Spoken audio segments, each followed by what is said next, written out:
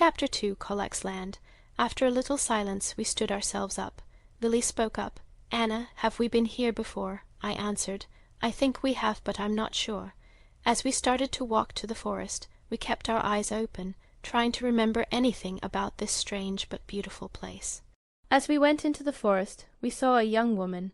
She was the most beautiful woman we had ever seen. She had ebony hair, and eyes so lavender they would make even the purple of a rainbow jealous of them.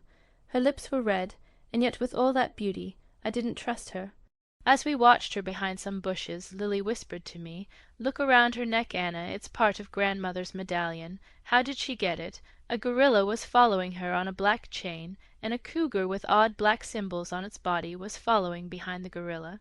When the gorilla would even attempt to tug away from her, the cougar would give it a slash to its hindquarters. He would turn his head and let out a low rumble, showing his white teeth. The lady would then tug on the chain. Lily whispered once more, "The poor thing, Anna, we have to help it."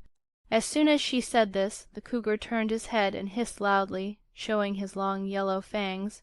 The woman turned and looked straight at us. We stood up to show we came in peace, but as we were getting up to explain, she came flying at us with her hands outstretched towards us. But before she reached us, our pendants rose from around our necks and tied themselves around her neck.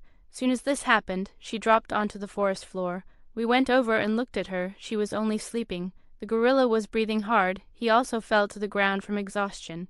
We were about to go to him when the cougar came running up and started to hiss and slash his claws near us. Lily went up to him and said, "See how mock." The pendants came from around the lady's neck and came back to us. I looked at her and asked, "How did you know to do that?" She shrugged and said, "I don't really know." The cougar turned around and ran off into the forest. We went straight away to the gorilla. He was barely alive. I said in a jittery voice, "Lily, try to find a shelter, a place we can hide when the lady awakes. I'll stay here and try to help this animal."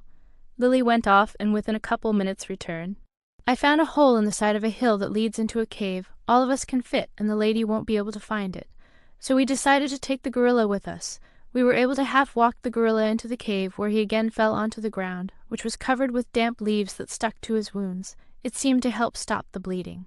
We looked at his wounds. They were bad, but not bad enough to kill him or even make him that weak. Lily went to the cave's entrance as if in a trance, and held up the blue pendant and said, "Lakota's Inn." It started to rain hard. I said, "Lily, did you do that?"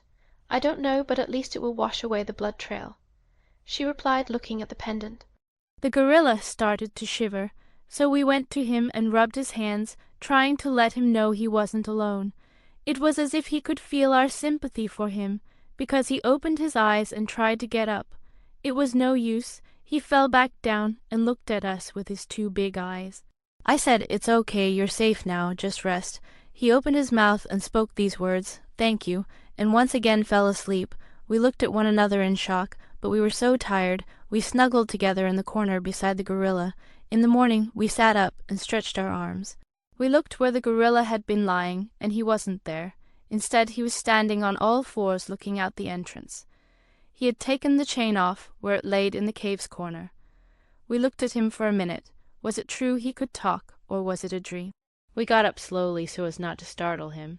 He turned his head and said, "Princesses of Colac, I thank you again." Then he turned completely toward us and bowed down, then rose up and said, "I will escort you safely to Colac, master of all this land." Although we knew the name, we still didn't remember who he was, so we decided to follow him to find out more of what we were doing here. We started to walk, traveling north. The trees seemed alike in the way that they were blackened, obviously by some sort of fire. Yet they still lived, bearing leaves of amber and gold, speckled with crimson red. The trunks of the trees were misshapen, twisting upwards in an odd fashion, save one. It appeared perfectly straight with its outstretched branches that did not bear any signs of leaves. Squinting upwards, we noticed a lone flower growing on the top of the tree. We could not tell what kind of bloom it was, being that it was so far up.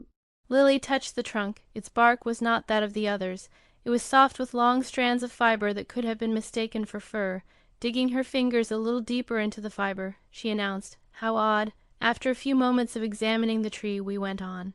After what seemed like hours, we noticed that we were passing the same tree, or so we thought. Turning away from the tree to catch up with the gorilla, we heard a groaning of the wood. Spinning around, we saw the tree grow even larger as it pulled its legs and feet from the soil. Screaming loudly, We rushed over to the gorilla and hid behind him for protection. The gorilla showed no sign of alarm. Nodding his head at the tree creature, it returned the gesture with a bow of his own. With that, it went off in a separate direction. Nervously we asked, "What was that?" He replied, "It was the guardian of this forest. In places where trees grow, forming a forest or woodland, one thrives, keeping it alive. He means us no harm, for we have not come to destroy his domain. Till this moment he's been dormant, leaving the forest in the hands of Lady Lanu." The forest stretched for what seemed like miles. Finally we made it to what appeared to be a small city. Getting closer, we got a good look. I should say it was a large temple, with lots of little roofs over each section like separate buildings, that was built on a giant tree. The gorilla said, "My princesses, the temple of Colac."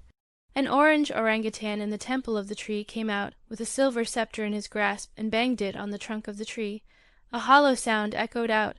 Upon a branch, a smaller monkey with a red face heard the echo and blew a horn made from an odd straight horn. Out of one of the holes in the tree, an old chimpanzee came out. His hair was powder white, his face filled with time-worn wrinkles by his ways of movement. It seemed he was old as time itself.